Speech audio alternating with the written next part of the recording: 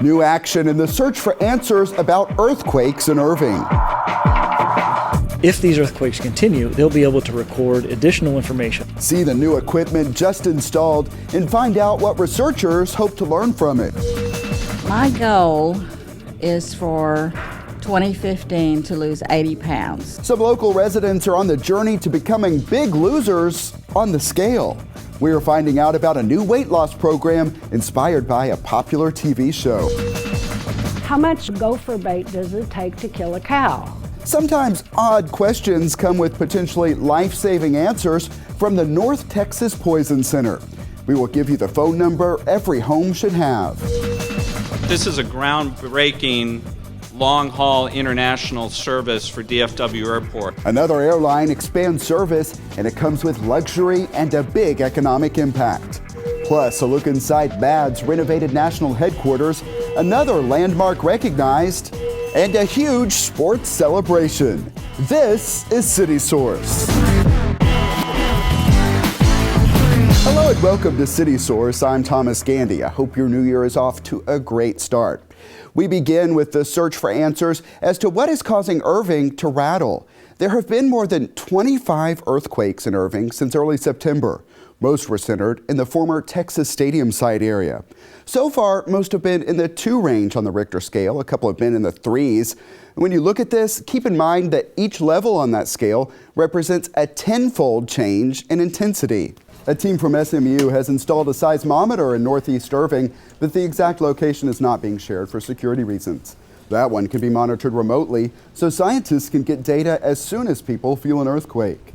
Scientists continue to deploy additional equipment, allowing them to gather information across a broader area. The scientists say the data from all of these devices will supplement others in the North Texas region.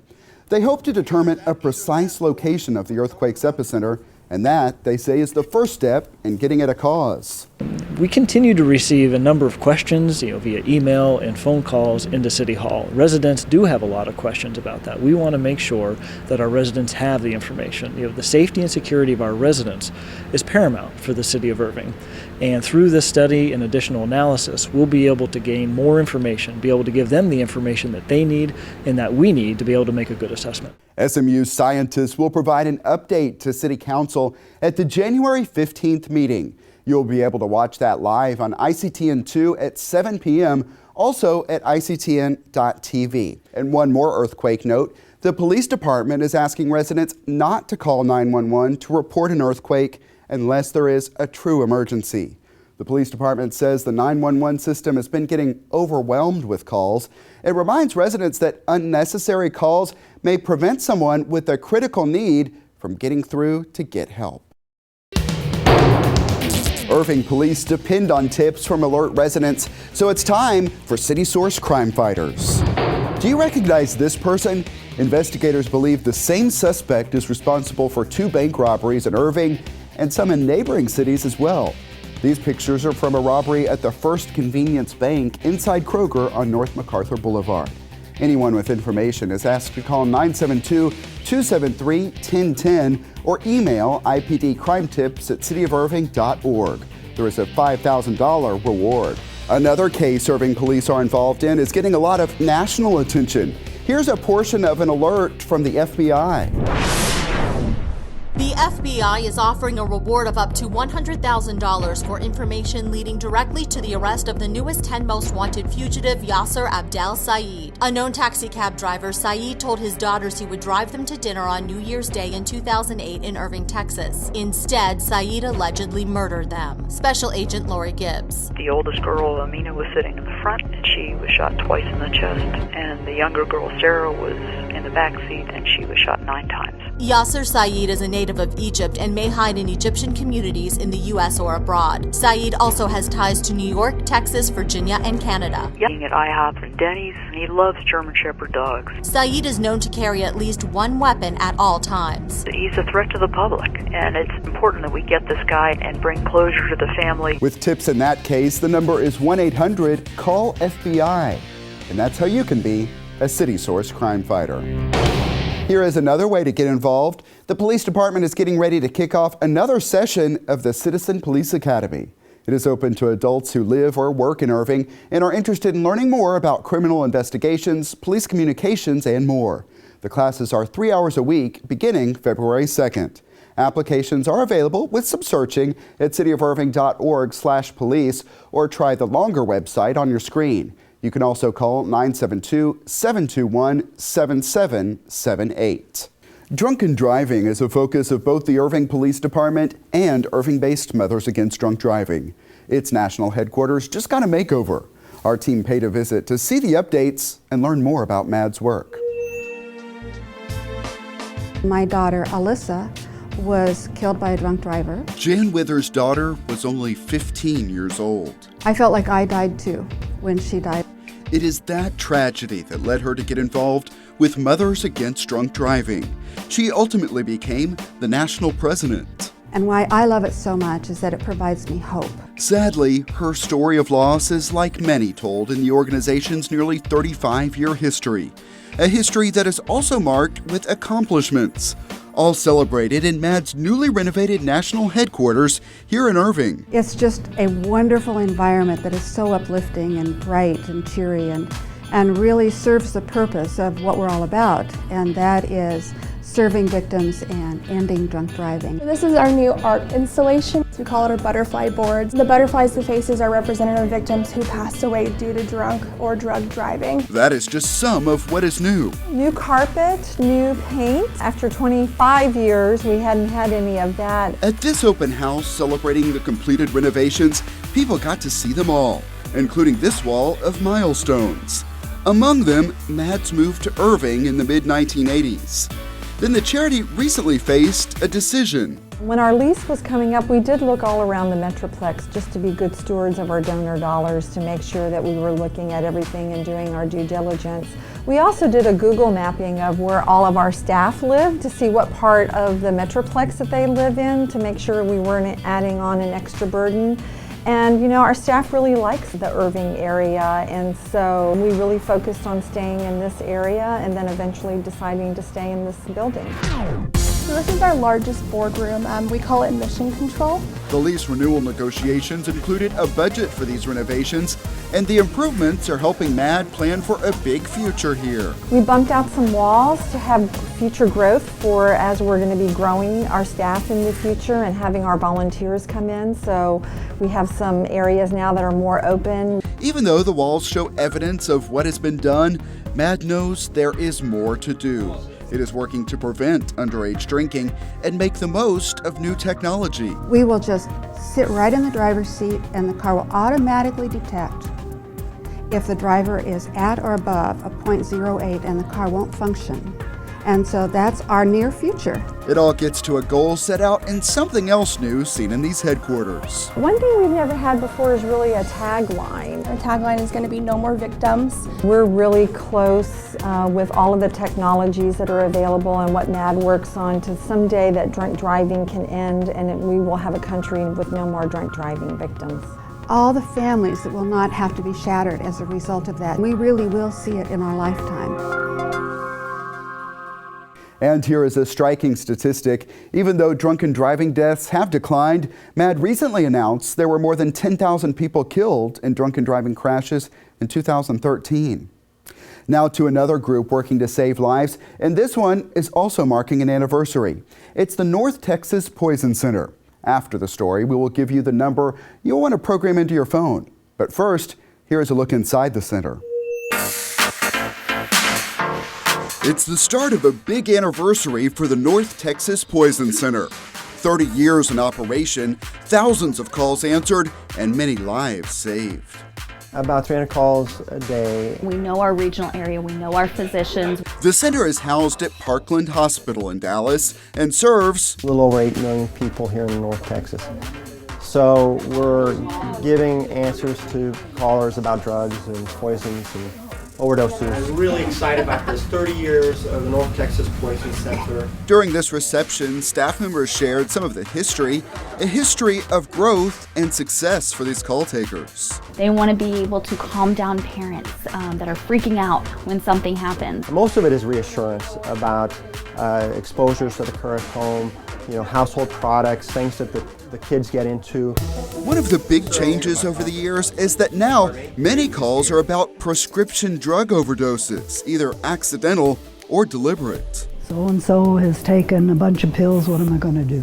Those are the routine calls, but in 30 years there are plenty of extraordinary moments, including the explosion of the Space Shuttle Columbia. You wouldn't really think of that as poison, but we got a lot of the first calls because people were seeing things fall from the sky and they didn't know what it was and they weren't sure if it was going to hurt them, their cattle, their children. Then there are the calls too odd to forget. How much gopher bait does it take to kill a cow? It was a snake like this one that led to a call from a frantic pet owner. He saw that the dog had a snake in his mouth and was shaking the snake around. And the head of the snake actually was separated from the body and flew off out of the dog's mouth and landed on the man's arm, and the fangs bit into the man's arm. So the question was, could a man be envenomated by half of a snake? And we discovered that yes, it is actually possible. One call involved a dog drinking antifreeze, which is highly toxic. And the antidote for antifreeze is alcohol. And so we put the dog on an Everclear drip until it had metabolized all the antifreeze, and the dog turned out fine. In many cases, the staff of nurses, pharmacists, and other medical professionals answering the calls can offer solutions on the phone that will solve the problem. We manage about 60% or more of them at home. Keep them from going to the emergency department, keep them from calling 911 and allowing them to go on with their daily lives. And for cases that do end up in the hospital, the specialized expertise of the staff here is so valued, they also take calls from Those nurses and physicians that are in the emergency rooms be able to handle these patients and know exactly what to do and when and provide the most timely and accurate treatment. People answer calls 24/7, but they know they can also make a big difference through education. We also teach prevention, so we're teaching those same parents how things they can do to prevent poisonings from ever happening. We really encourage the up and away because if you have a kid like mine, they like to climb, right? So we want to keep it up and away where they can't see it. There are plenty of positive outcomes to share over 30 years. Up in the neonatal unit, the preemie babies, where they inadvertently gave too much of a drug called theophylline. And I told the physician that they needed to give oral activated charcoal. She called me back about 3 hours later, just totally amazed.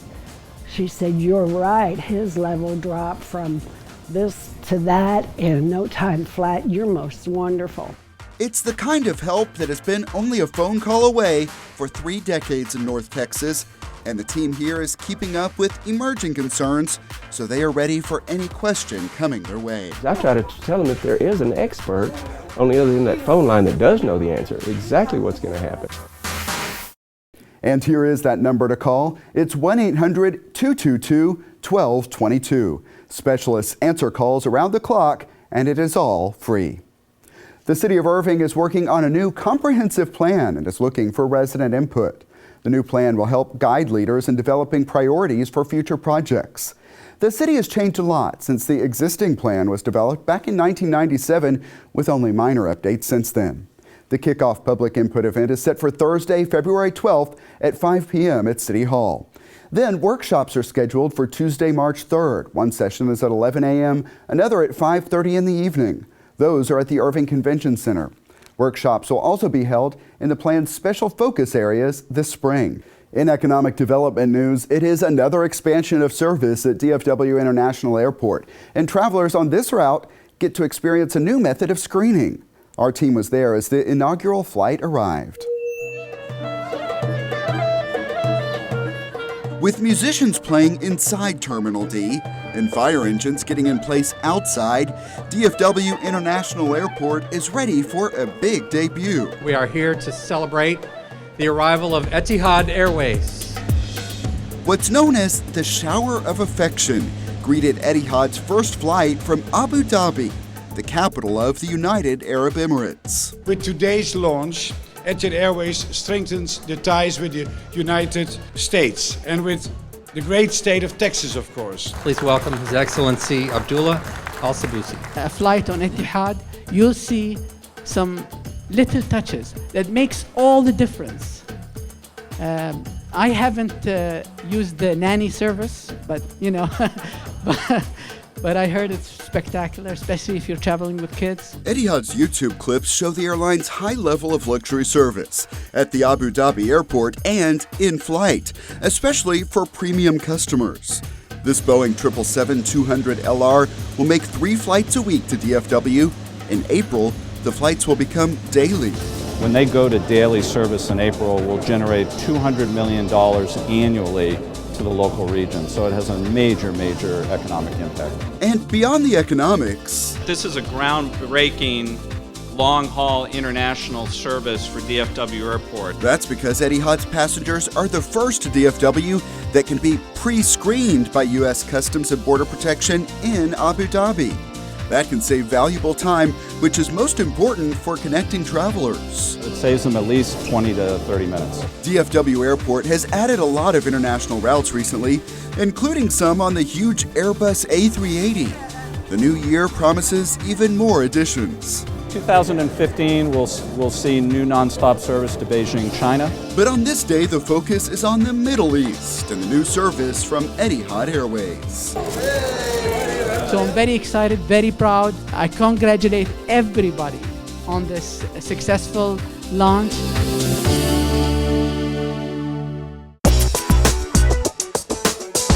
And our look at the most popular web videos begins at DFW Airport. The A380 nearly doubles the capacity of the market between DFW Airport and Dubai. The debut of Airbus A380 service continues to get new views every week, and we thank you for that. Also, our story on the grand opening of the new playground at Victoria Park proved popular. On Facebook, Gretchen Brosh replied with, "Such a beautiful park and so proud that my granddaughter was able to help design it." And Benji Kalth posted, "So glad my favorite park from childhood has been given new life. Great work." Also drawing comments is our coverage of the groundbreaking of a new retail development featuring a Whole Foods market. Jason Fusco wrote on YouTube, "This is a great start. Thank you to everyone who made this possible. I would still love to see Central Market and Costco touch our city. We certainly have the demographics to support these stores." Alicia Rivera chimed in, "I drive to Dallas and spend my dollars instead of staying here in my city of Irving. We need to grow, grow, grow." And Eric G says, "I stopped shopping in Irving when they decided to put in the traffic cameras." I feel you, Eric. They've gotten me too. A few times. Great to see all of those comments. And if you missed any of those stories, find them at ictn.tv. That's also where you can watch us live 24/7. Plus, catch us at youtube.com/The City of Irving. We've got more than 1 million views, so find out what all of those folks have been watching. Then post a comment because we always like to hear from you. The Irving Convention Center is busy with college football. Not the games themselves, but plenty of related action.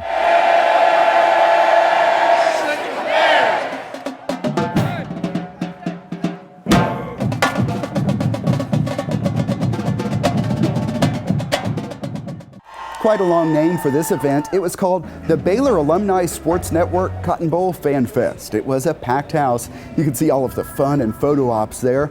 All of the enthusiasm was not enough to pull Baylor to a win the following day. Still a good time at the Convention Center, and we will have more to show you in a few minutes.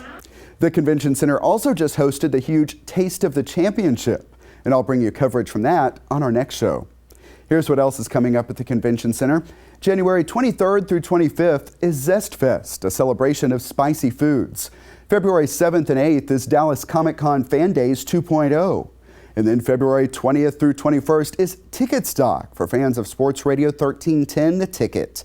Find prices and a full listing of public events at irvingconventioncenter.com. Irving has another addition to the National Register of Historic Places.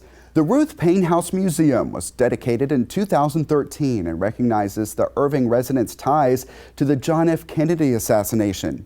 Lee Harvey Oswald was staying at that home just before that shooting. Exhibits in the home examine the history, conspiracy theories, and more. The group Preservation Dallas worked to achieve this historic landmark designation. Visits to the museum are free by appointment. It's got to be the most popular New Year's resolution. Of course, we're talking weight loss. Chances are that many people have already given up or at least cheated, but some folks at the Heritage Senior Center are getting some help staying on track. Take a look. Come on in. It is the moment a lot of people might dread. Weigh-in time. But stepping on the scale is the first step in a new competition in Irving's Heritage Senior Center.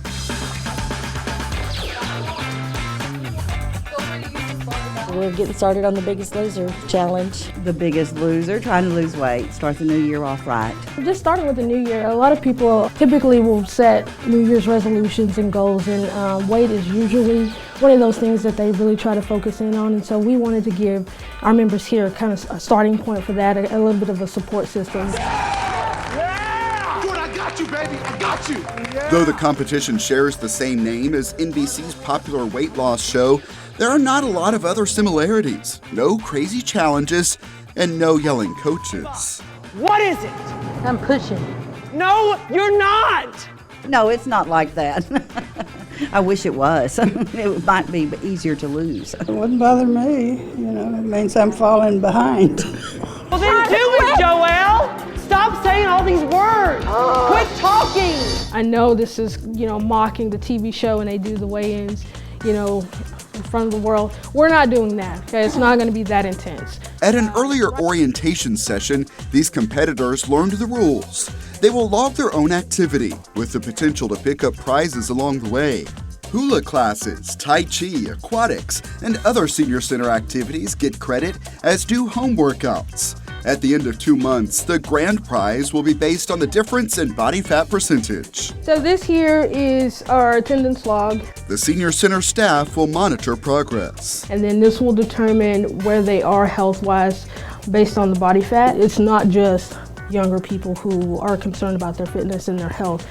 Seniors are as well. A few of these participants face medical challenges that make weight management especially important. I'm a diabetic and I have low thyroid. My goal is for 2015 to lose 80 pounds, which would be about 6 to 7 pounds a month. And I think I can accomplish that. I would like to lose 25 pounds. And I need the motivation. I'm weak. So I need accountability. I need to come here every week and get weighed. Ann Taylor knows she has to avoid her biggest temptation. Ice cream. They told us that more than the lure of a prize, the peer support is what matters most. Oh, I think that definitely helps. And when I saw this, I thought, well, this will be an extra, get me over a plateau. I quit exercising about a year ago, and I started packing on the pounds again. So I hope that I can lose weight and get to exercising like I should. And I'm going to go exercise for a while.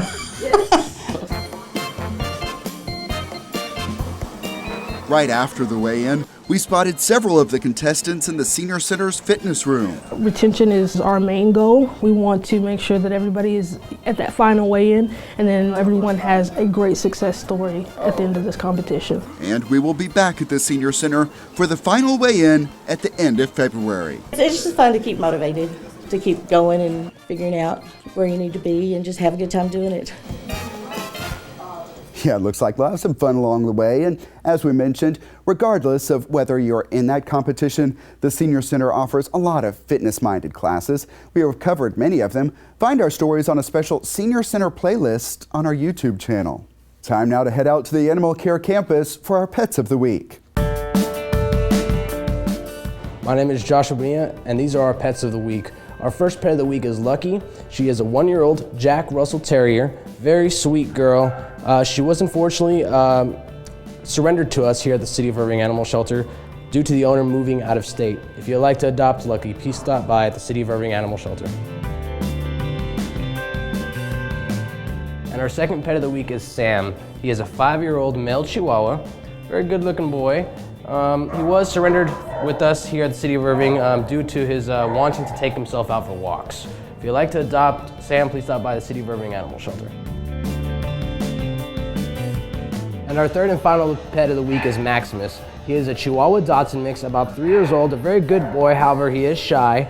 The owner surrendered Maximus here at the City of Irving Animal Shelter due to moving.